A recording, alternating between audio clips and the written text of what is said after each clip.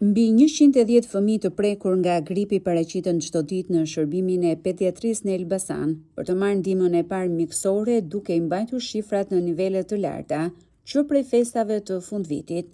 Mjekët pediatër bëjnë me dije se numri i shtrimeve gjatë kësaj periudhe rezulton ndër më të lartët e viteve të fundit, duke zauruar plotësisht kapacitetet e institucionit shëndetësor.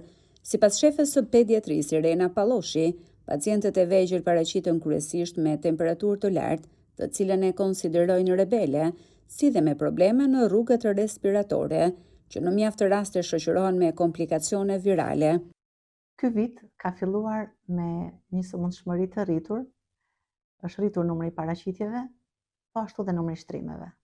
Kemi rreth 110 paraqitje në 24 orë dhe kemi rreth 12-13 shtrime në ditë. Më shumë paraqiten fëmijë me probleme të traktit respirator, sepse vazhdojmë të jemi në stinën e dimrit.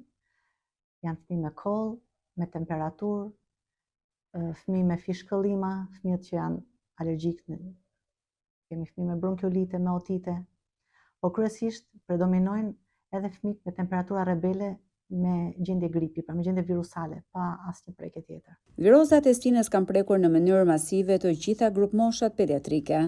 Mjekja apelon për vigjilencë të shtuar nga ana e prindërve, duke theksuar rëndësinë e reagimit të hershëm ndaj simptomave.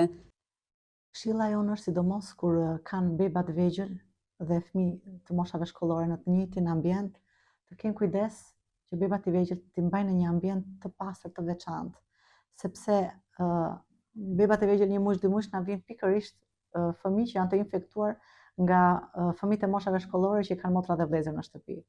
Të kenë një ambient sa më të ajrosur, të mundohen të mos t'i evitojnë grumbullimet. Dhe të kenë kujdes të monitorojnë temperaturën, të japin sa më shumë lëngje dhe të jenë vigjilent me gjendjen e përgjithshme të fëmijës tyre. Nga muaji janar deri më tani rreth 1350 fëmijë kanë marrë ndihmën e parë mjekësore në pavionin e pediatrisë në Elbasan, ndërsa numri i shtrimeve për të njëjtën periudhë ka kaluar 575 raste.